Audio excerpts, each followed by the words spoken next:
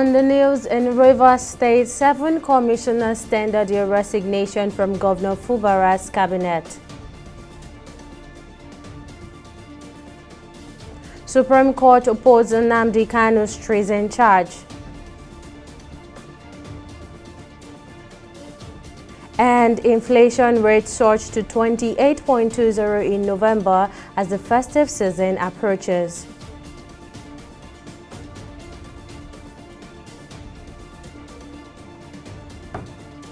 It's a pleasure to have you join us on News Now on TV 360 Nigeria. I'm Tamilore Akinkolye.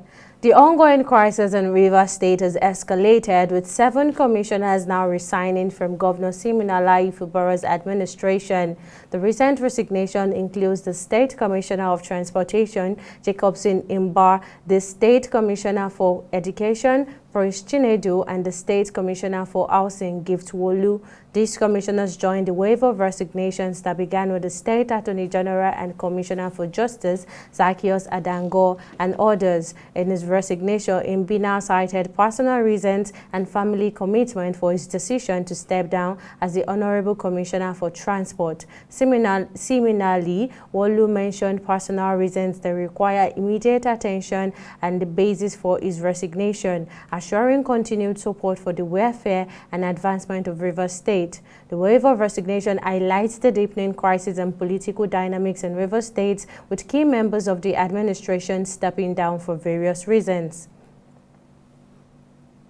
Earlier on, I spoke with China Achero, a political affairs analyst from Rivers State, to provide insight into how the ongoing crisis in the state is being managed. I began by asking him about the public reaction to the recent wave of resignations by commissioners in the state.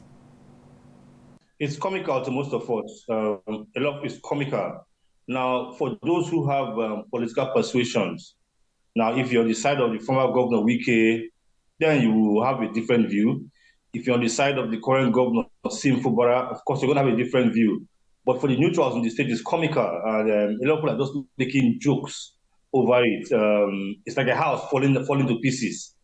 7 resignations so far. At the last time I counted, we hear it's going to be a lot more by the end of today. So the man on the streets really doesn't care, because the man on the street wants to eat today.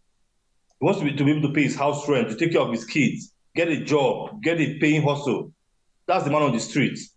So those that are interested in what's going on are those who have political persuasion. So to the man on the streets, we are basically making jokes over it about the way they are resigning. So people are really not really interested in what's going on, except, of course, you're on one of those political divides. Finally, before I let you go, there are reports that elders of the state are planning to wade into this matter. Tell us what you know about that. I think the elders of the state have not held matters. When this crisis first broke out at the end of October this year, there was a meeting called in Abuja first between the serving governor and the immediate past governor at the villa. Then again, the elders of the state were in Abuja with the governor and the past governor for what they called a peace meeting. And after that meeting, the elders came up with a statement that seemed like they're taking sides with the FCT minister, because that statement seemed to, diminish the sitting governor. And that's so I don't think the help matters. But since this second wave of this crisis began a week ago, the elders have not spoken. The party in the state, the PDP, have not spoken. So we are waiting to see what the party says and what the elders say. Now, chairman of the Elders Forum is a man called Sergeant Awuse, also very influential in the state. Sometime 2 weeks ago, he declared his support for the governor, Sim Fubara. So if the elders are going to toe his line, it will mean that when they speak, they're going to declare their support for Sim Fubara. We don't know. But whatever the elders say and the party in the state, that PDP, says, will go a long way to determine how soon this conflict will end, or how long it's going to last. So we are waiting for the elders to speak and for the party in the state to speak. That was political affairs analyst China Achero sharing his insight on the current political crisis in Rivers State. Moving on, the Speaker of the House of Representatives, Honorable Tajuddin Abbas, has commended the Senate President Godswill Akpabio for his exemplary leadership of the legislature and compassion for vulnerable Nigerians. Speaking at a lecture to celebrate the 61st birthday of the Senate President, Abbas says Senator Akpabio deserves to be celebrated for his leadership style. There are details in this next report. It is a gathering of the political class across party lines, corporate world leaders, friends and family members of the celebrants. Those who have had the opportunity of working with the Senate President in the task of steering the ship of the nation at a time like this speak about the former governor who has been in the eyes of the storm on a number of occasions when he became the leader of the legislature. Throughout his distinguished career, Akpabio has embodied the values of persistence, boldness, strategic thinking, and innovative leadership. His actions, first as a governor and now as the president of the Senate, have consistently reflected a deep understanding of the complex challenges Nigeria faces as a society. After a grand reception in Uyo, the beautiful capital of Akwa Ibom State, to honor this patriot of our time, the former governor of the state of Akwa Ibom, who in 8 years at the helm of affairs in that state created a template for good governance that ushered in the excellent transformation of Akwa Ibom State. He is regarded as the architect of the modern Akwa Ibom State. On his part, former President Nigerian Bar Association, MBA Olisa Abakuba San, who was the guest speaker at the lecture, says for Nigeria to tackle insecurity, peace and security must be developed. This colloquium with the team legislative agenda for national development is intended to create a direction for the national legislative activities of the 10th National Assembly. The outcomes of this colloquium will add to the list of the many worthy contributions Senator Godswill Akpabio has continued to make to the peace, unity, progress, and stability of our dear country. We can't win, in my opinion, the war by armed forces. So I would suggest to the National Assembly to consider the possibility of inviting the ethnic nationalities, the owners of Nigeria. You know, the past national conferences, I was one, attended them. We have no stake in Nigeria in the sense that I am not an ethnic nationality leader. I suspect inviting these leaders together with our traditional rulers, who I think are being ignored in the process, we might be able to resolve this Boko Haram, IPOB. The celebrant and former governor of Akwa Ibom, Godswill Akpabio, says that the renewed hope agenda of the current administration is real and the government has come to correct the mistakes of the past. Comfort Samuel, TV 360 News, Lagos. The National Assembly Joint Committee on Upstream and Gas has issued a summons to the Minister of State for Petroleum Resources, Enikan Lokbobiri, and the Minister of Petroleum Resources, Ekperikpe Ekpo. The ministers are required to appear before the Joint Committee on Monday, the 18th of December 2023, or potentially face legal consequences. The chairman of both committees, Etang William and Alassane Degua, expressed dissatisfaction with the ministers' absence during a budget defense session in Abuja, emphasizing the constitutional significance of the activity and the need for the ministers' presence. We are here individually and collectively disappointed. We are disappointed because this is one ministry where the success, survival of the economy of the Federation lies in the oil and gas sector.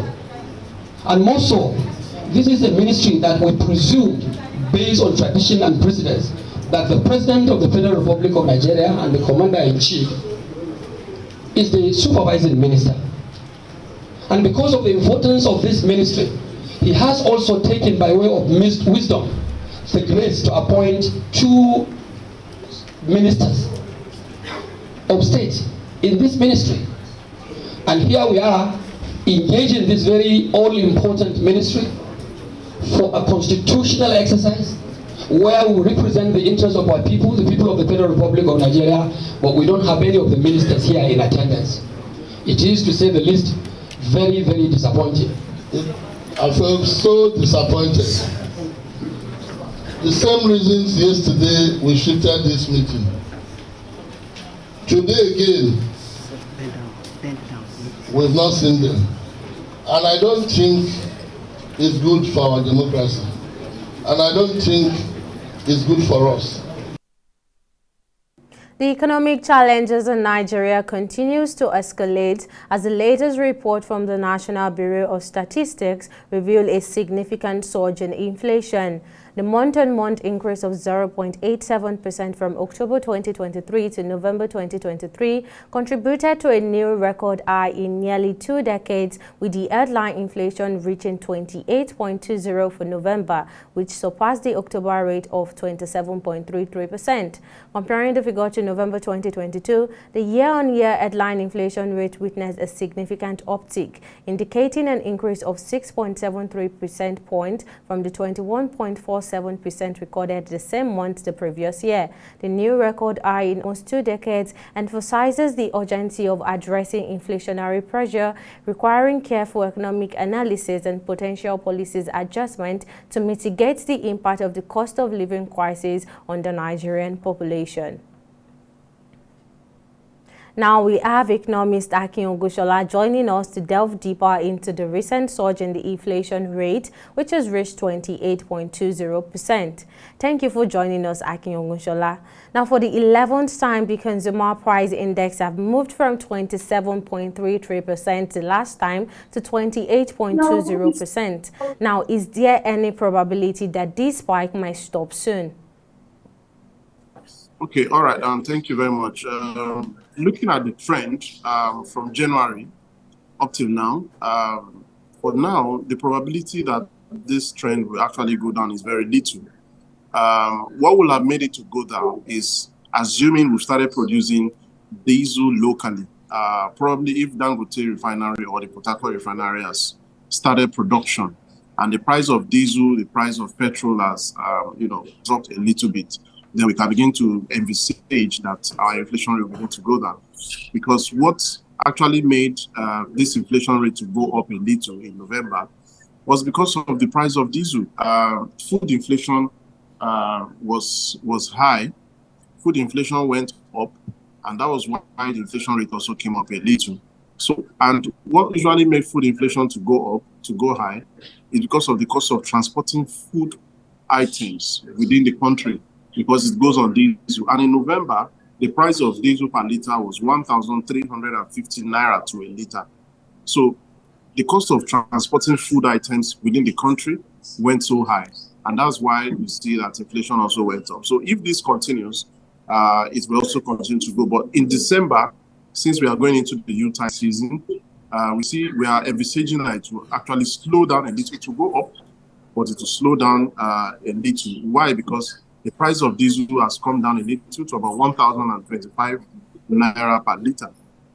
So except if we begin to produce diesel, I believe the inflation will continue to go up. All right, so this current inflation rate is the same as August 2005 own. Now, what was done then that needs to be done now because of the festive season, as you said, this year? Yeah, for the festive season, I believe that the prices of food items, the price of transport, the price of services will actually go high a little, and that's why our inflation will still go up in December. You remember that the World Bank has envisaged that Nigeria's inflation rate will hit the 30% by December this year. But looking at it now, I think the federal government is working hard towards not allowing our inflation rate, to hit the 30% rate that was predicted by the by the World Bank. So looking at that for the Yuletide season, And hearing that Dangote refinery has received his 1 million barrel from the Agbami, rig, we believe that the inflation will go high a little, but not seriously high. Like this time, we are seeing about almost 8-point-something% increase. For December, we are looking at it that it might not go really high, but because Utah season, people tend to increase prices of commodities, price of transport, price of services, price of food, especially, actually goes high during the Utah season. So inflation is still anticipated, but it will not be as high as up to 1%. All right, economist Akin Ogunshola, thank you for speaking to us. The Supreme Court has upheld the federal government's appeal challenging the verdict of the appeal court, which has dismissed the charges against Nnamdi Kanu. The Supreme Court ruled that Kanu must face trial at the Federal High Court, overturning the appeal court's decision. Justice Emmanuel Agim, delivering the judgment prepared by Justice Gaba Lawal, said the Court of Appeal was wrong to rule that Kanu could not be retried based on the government's alleged illegality during the evasion of his house. The Supreme Court held that the Nigerian government's action, while reckless and unlawful, did not strip the court of their authority to proceed with Kanu's trial on terrorism charge. If you ask me, I would say this is victory to administration of criminal justice, because it shows that once you are an accused person, once you are a defendant, no matter what excuse you want to bring to hide under the law to say that you should not be tried, the Supreme Court have expressly, unequivocally stated clearly that we don't have the legislation that will vitiate the court from trying a defendant that has committed a crime. What the Supreme Court says represents the law. We respect it. We go by it. There is no other way. We had hoped that it would come our way, but it has gone the other way. It simply means that we have to go back to the High Court and get done with this. Against the backdrop of protests by Whistleblowers Network demanding accountability from the Group Managing Director of the Nigerian National Petroleum Corporation Limited regarding the alleged theft and sales of 48 million barrels of crude oil in China during its tenure, a coalition of civil society organizations is calling for the arrest of those engaged in what they deemed as blackmail against Mele Kyari, the GMD of NNPCL. Speaking at a press conference, leader of the coalition, Declan, emphasized that the accusations against Kyari and the NNPCL has been looked into by the National Assembly, which cleared the GMD of any wrongdoing. The coalition advocates for adherence to the principles of due process and the rule of law, emphasizing the importance of a fair and legal hearing for every citizen. We call on Mr. George Ubo and his gang to immediately cease his attempts at blackmail and extortion and to respect the legal process already in motion. No individual should place themselves above the law or seek to manipulate it for personal gain. The actions of Mr. George Obo and his co-travelers have raised serious ethical and legal concerns within our society. His continuous attempts to blackmail and extort NNPCL and other government agencies not only undermine the rule of law, but also compromise the integrity of our institutions. There's nobody, I repeat, nobody that is higher than the grand norm, which is the constitution of the country. And there are processes to, when you are whistleblowing, there are processes you must follow. You must wait for the investigation to be conducted, because it is not just to allege. For you to have convincing, I use the word convincing evidence to say yes, he has done this. And when we have a National Assembly that has trashed this matter out, I think we should allow it to rest. It shows clearly there's an interior motive for that person that is doing this thing and why he's doing it. And that is why we are here to say, look, we are not in support of anybody blackmailing, or when you don't have enough evidence to come up with what you are claiming, then you should go and rest. We'll go on a break here, but still to come, ECOWAS orders the release of Niger's President Mohamed Bazoum. Details of the story right after the break.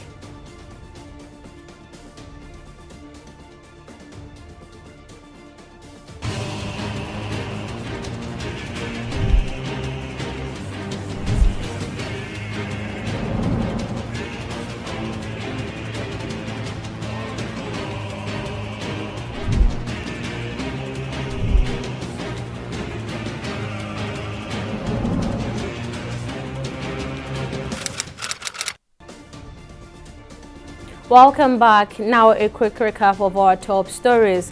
The Supreme Court has upheld the federal government's appeal challenging the verdict of the appeal court, which dismissed the charges against Nnamdi Kanu. The Supreme Court ruled that Kanu must face trial at the Federal High Court, overturning the appeal court's decision. The Supreme Court also held that the Nigerian government's action, while reckless and unlawful, did not strip the court of their authority to proceed with Kanu's trial on terrorism charges. We also told you that the economic challenges in Nigeria continues to escalate as the latest report from the National Bureau of Statistics reveals a significant surge in inflation. The month-on-month increase of 0.87% from October 2023 to November 2023 contributed to a new record high in nearly 2 decades, with the headline inflation rate reaching 28.20 for November, which surpassed the October rate of 27.33%. The new record high in almost 2 decades emphasizes the urgency of addressing inflationary pressures, requiring careful economic analysis and potential policy adjustments to mitigate the impact of the cost of living crisis on the Nigerian population. Now, in case you missed any of the news bulletin or for more updates, you can catch us on Lime's World TV or log onto our website on www.tv360nigeria.com. You can also follow us on our social media platforms on Twitter, Instagram and YouTube at TV360 Nigeria, or download our mobile app on Google Play Store, Huawei App Gallery and Apple Play Store. On Facebook, we are TV360 Online.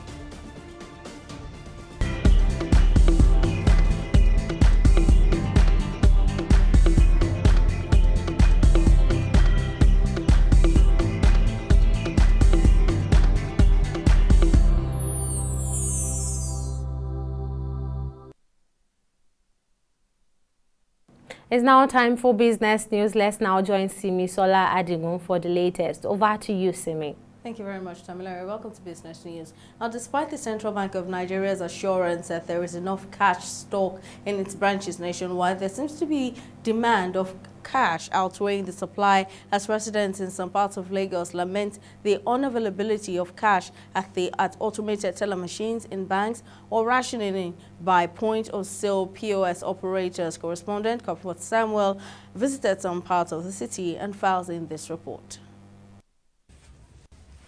Notwithstanding the drive to transform the economy to a cashless one, a majority of Nigerians still conduct their daily business transactions with cash, making cash collection points a beehive of activities.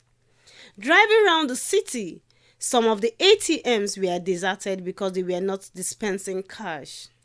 Customers are the worst hit, as many of them could not withdraw cash after visits to the banks and the ATMs. Really, I can't because this is my Access Bank card. I just tried to get some few money to be able to get to Ajah now, and I'm stranded here. So I still have to check other banks to find out what's going on. Because right there in the ATM, it's shown cash unable to disperse. Some POS operators whose source of cash is the ATM also decried the scarcity of cash as they had to buy cash from other sources, which forced them to increase their charges on every withdrawal made.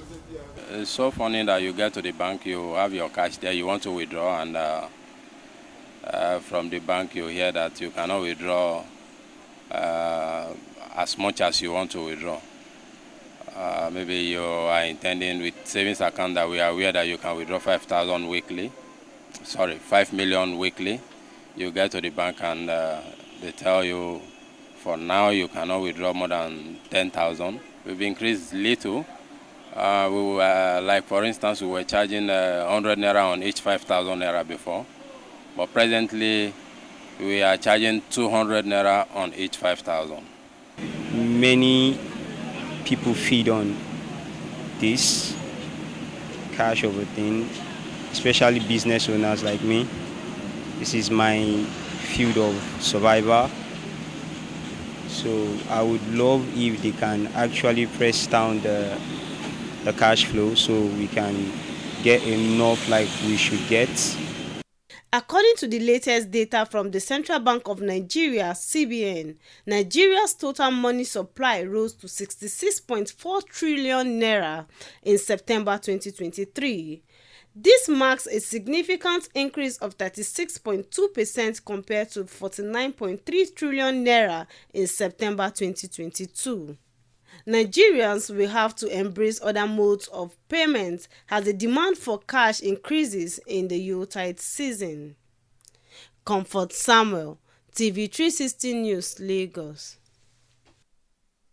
We'll take a short break here and return with a review of the stock market.